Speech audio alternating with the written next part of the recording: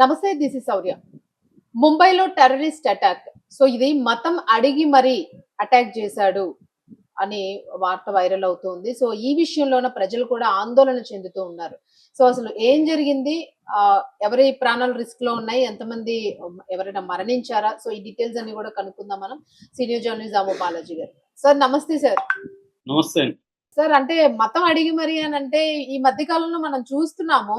రీసెంట్‌గా అసలు ఒకే మంత్‌లో మనం చూసాము. లైక్ లెన్స్ కార్ట్‌లో కూడా బొట్టు అవన్నీ తీసేయాలి, సింధూరం పెట్టుకోకూడదు, నల్ల పూసలు వేసుకోకూడదు ఇలాగ. అలాగే మనం వేరే చోట కూడా చూసాం. సో ఇవన్నీ బాగా రాండమ్‌గా జరుగుతూ ఉన్నాయి.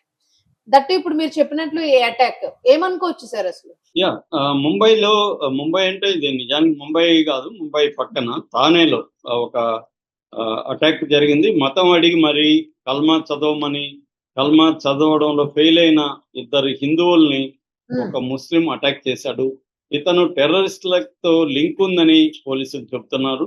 సో అసలు ఈ అటాక్ ఎలా జరిగింది, ఇతను ఎవరు, ఇతనికి టెర్రరిస్టులకి ఏ లింక్ ఉంది, ఇతని వెనక పాకిస్తాన్ టెర్రరిస్టులు ఏమైనా ఉన్నారా, ఈ విషయాల గురించి మనం మాట్లాడుకుందాం. ఎందుకంటే ముంబై అంటేనే వెరీ సెన్సిటివ్ ప్లేసు. మనకి 93 వరుస సీరియల్ బాంబ్ బ్లాస్ట్లు జరిగాయి. ఆ తర్వాత 26/11 అక్కడ అప్పుడు అటాక్స్ జరిగి 166 మంది చనిపోయారు.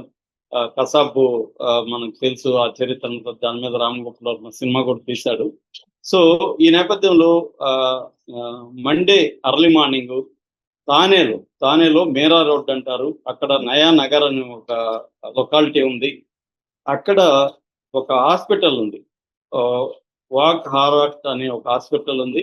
హాస్పిటల్ వెనక ఒక బిల్డింగ్ కన్స్ట్రక్షన్ జరుగుతుంది. ఆ కన్స్ట్రక్షన్ సైట్ లో ఇద్దరు సెక్యూరిటీ గార్డులు కాపలా కాస్తున్నారు. ఆ సెక్యూరిటీ గార్డులు అర్లీ మార్నింగ్ 4 గంటలకి ఇద్దరు సెక్యూరిటీ గార్డులు కూడా బయట నిలబడి ఉన్నప్పుడు ఒక కుర్రవాడు 31 ఏళ్ళు అతను నడుచుకుంటా వచ్చాడు. వచ్చి ముందుగా ఇక్కడ మసీద్కి వెళ్ళడానికి దారి చెప్పండి అని వాళ్ళని అడిగారు. వాళ్ళు ఇట్లా వెళ్ళి ఇట్లా లెఫ్ట్ తిరిగి రైట్ తీసుకుంటే అక్కడ మసీద్ వస్తుందని చెప్పారు. దాని తర్వాత మీరు ఏ మతస్థులు, మీరు హిందువులేనా అని అడిగాడు. వీళ్ళిద్దరు కూడా అవునని చెప్పారు. వాళ్ళిద్దరిలో ఒక అతని పేరు రాజ్ కుమార్ మిశ్రా, ఇంకొక అతని పేరు రమేష్ సేన్.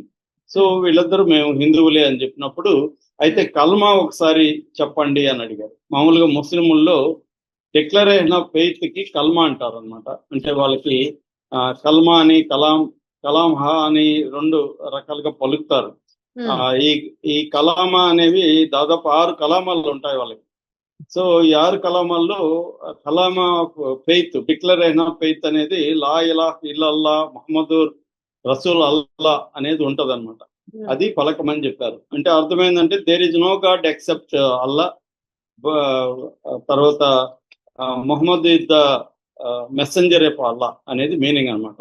ఇది నేచురల్ గా హిందువులకి రాదు కదా కల్మా అనేది, కాబట్టి వాళ్ళు చదవలేకపోయేసరికి ఇతను జోబిలో నుంచి నైఫ్ తీసి ఇద్దరిని అతి దారుణంగా హఠాత్తుగా ఇద్దరి మీద ఉరికి, వాళ్ళు మామూలుగా మనకి ప్రైవేట్ సెక్యూరిటీ మనం చూస్తుంటాం కదా, బలహీనంగా ఉంటారు, వాళ్ళకి ఏం పెద్ద వెపన్ ట్రైనింగ్ అవేమి ఉండవు. సో ఇతను సడన్ గా వాళ్ళ మీద ఇతను అటాక్ చేస్తాడని కూడా అనుకోలేదు. అర్లీ మార్నింగ్ 4 గంటలకి వాళ్ళు పక్క నైట్ అంతా నైట్ డ్యూటీ చేస్తారు కాబట్టి అలసిపోయి ఉంటారు, నిద్ర మొహం ఉంటది. అలాంటి అప్పుడు ఇతను అటాక్ చేసేసరికి వాళ్ళు ప్రతిఘటించలేకపోయారు. దాంతో ఇద్దరికి కూడా బాగా గాయాలైంది. ముఖ్యంగా మిశ్రా అని అతను చాలా సీరియస్ గా ఉన్నాడని చెప్తున్నారు. సో అటాక్ చేసి ఇతను పారిపోయాడు. ఇమీడియట్ గా వాళ్ళ అరుపులు అవన్నీ చూసి పక్కన వాళ్ళు వచ్చి అతన్ని అదే హాస్పిటల్ కి వెనక బిల్డింగ్ కాబట్టి ఇమీడియట్ గా హాస్పిటల్ కి తీసుకుపోవడం వల్ల బ్లడ్ అది వెళ్ళడం తగ్గింది కాబట్టి ఇమీడియట్ గా బతకగలిగారు. హాస్పిటల్ వెనక ఉంది కాబట్టి, లేకపోతే చనిపోయిండే వాళ్ళే. ఇప్పుడు కూడా మిశ్రా కండిషన్ సీరియస్ గా ఉందని చెప్తున్నారు. ఇంకొక రమేష్ శ్రీనాథ్ కొంత బెటర్ గా ఉంది పొజిషన్ అని చెప్తున్నారు. అంటే బిగినింగ్ అటాక్ మిశ్రా మీద జరిగింది కాబట్టి మిశ్రా ఇదయ్యాడు. సో మొత్తానికైతే ఈ తీవ్రవాద అటాక్, ఎందుకంటే ఇది క్లియర్ గా హిందువుల మీద ఒక ముస్లిం చేసిన అటాక్ గాని మనం చెప్పుకోవచ్చు. దాంతో ఇప్పుడు ఏటీఎస్ అంటారు. ఏటీఎస్ అంటే యాంటీ టెర్రరిస్ట్ స్క్వాడ్ ఇది దిగింది అనమాట. ఇది 1993 తర్వాత ఇండియాలో ఏర్పడింది. ముఖ్యంగా 26/11లో యాంటీ టెర్రరిస్ట్ స్క్వాడ్ చాలా గణనీయమైన పాత్ర ఈ టెర్రరిస్ట్ ని పట్టుకోవడంలో పోషించింది అనమాట. అప్పటి నుంచి కూడా ముఖ్యంగా మహారాష్ట్రలో ఈ ఏటీఎస్ అనేది బాగా రోల్ ప్లే చేస్తుంది. వాళ్ళు రంగం లేదు ఈ కేసుని తాము టేకప్ చేశారు. అట్లాగే ఎన్ఐఏ వాళ్ళు కూడా నేషనల్ ఇన్వెస్టిగేటివ్ ఏజెన్సీ అంతర్గత భద్రతకు సంబంధించి ఎన్ఐఏ చూస్తుంది. అంటే నక్సలైట్లు, మావోయిస్టులు, టెర్రరిస్టులు ఈ యాక్టివిటీ అంతా కూడా ఎన్ఐఏ టేకప్ చేస్తుంది. సో ఈ రెండు ఏజెన్సీలు రంగంలో దిగాయి. సో అతన్ని వితిన్ 90 గంటల లోపల అతన్ని అరెస్ట్ చేశారు. అతను పట్టుకోగలిగారు. సో ఇప్పుడు విచారణ జరుగుతుంది. ఇప్పటి వరకు అందిన సమాచారం మేరకు ఏంటంటే అతను అక్కడే ఉంటాడు. ఒక 200 మీటర్ల దూరంలోనే అతను స్మితా రీజెన్సీ అని నయానగర్ లోనే ఒక ప్లాట్ తీసుకొని ఒంటరిగా ఉంటాడు. యాక్చువల్ గా ఇతను సైన్స్ గ్రాడ్యుయేట్, చాలా కాలం అమెరికాలో ఉండి ఈ మధ్యనే ఇండియాకి వచ్చి ఇక్కడ ఒక అపార్ట్మెంట్ తీసుకున్నాడు. వీళ్ళ భార్య ఆఫ్ఘనిస్తాన్ అమ్మాయి, కానీ ఆ అమ్మాయి అమెరికా నుంచి రాలేదని చెప్తున్నారు. ఇతను ఒంటరిగా ఉంటాడు. అతని దగ్గర కంప్యూటర్లు అవన్నీ చూసినప్పుడు అవన్నీ కూడా ఫార్మేట్ చేసేస్తున్నాడు. అంటే మొన్ననే ఫార్మేట్ చేసినాక ఈ అటాక్ జరిగిందని చెప్తున్నారు.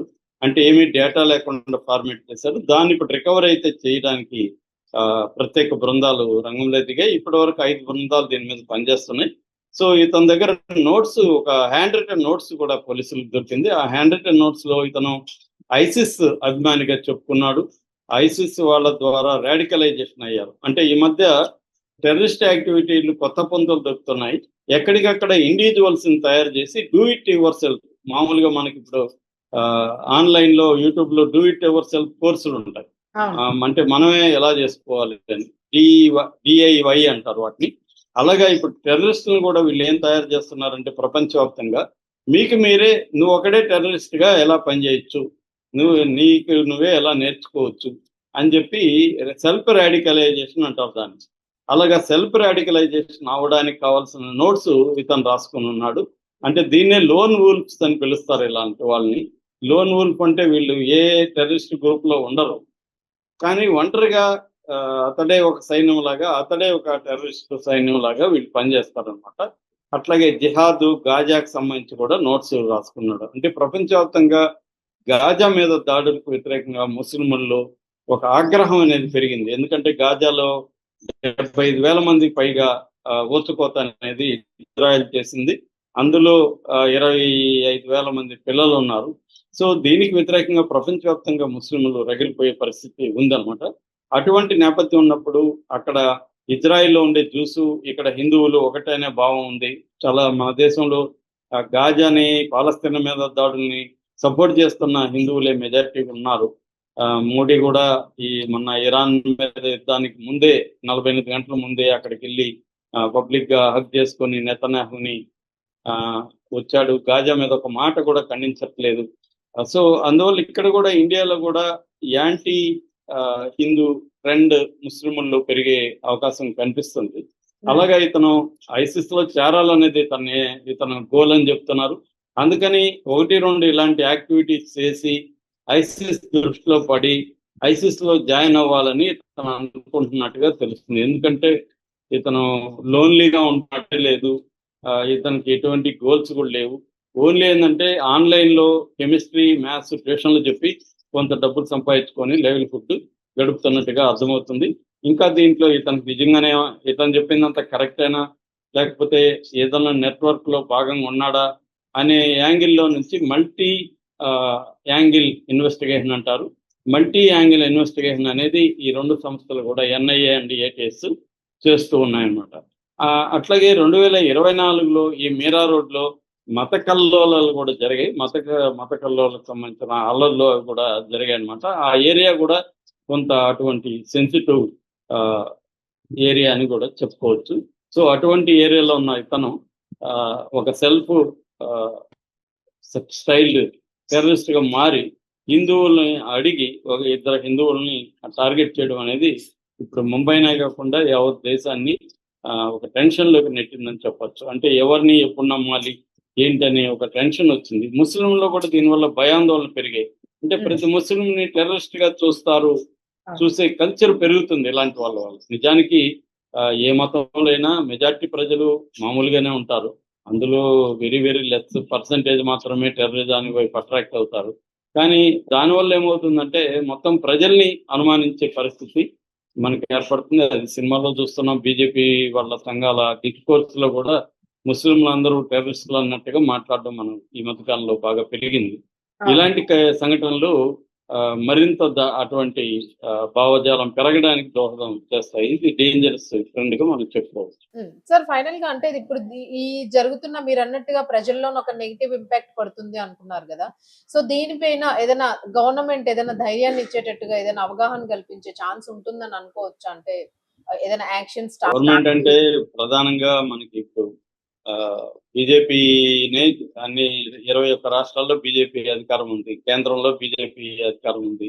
వాళ్ళు ఎందుకు అవేర్నెస్, వాళ్ళు రివర్స్ లో ముస్లింలని విలన్లుగా చూపించడానికి ట్రై చేస్తారు వాళ్ళ అవసరాల మీద, పొలిటికల్ అవసరాల మీద. కాబట్టి ఇది ముస్లిం దీంట్లో ఉండే పెద్దలు చేయాలి, లౌకికవాదులు చేయాలి ఇటువంటి అవేర్నెస్. అంటే ముస్లింలు ప్రజలే టెర్రరిస్ట్ ఉండొచ్చు, అప్రమత్తంగా కానీ ఉండాలి. ముస్లింలు అందరూ టెర్రరిస్ట్ కాదని చెప్పాలి. అట్ ద సేమ్ టైం ముస్లిం నాయకుల మీద కూడా బాధ్యత ఎక్కువ ఉంటది. వాళ్ళ కుర్రాళ్ళు ఇలాంటి వాటికి వెళ్లకుండా కూడా వాళ్ళని ఎడ్యుకేట్ చేయడం, అవేర్నెస్ క్రియేట్ చేయడం అనేది చేయాల్సిన అవసరం ఉంది. Thank you sir.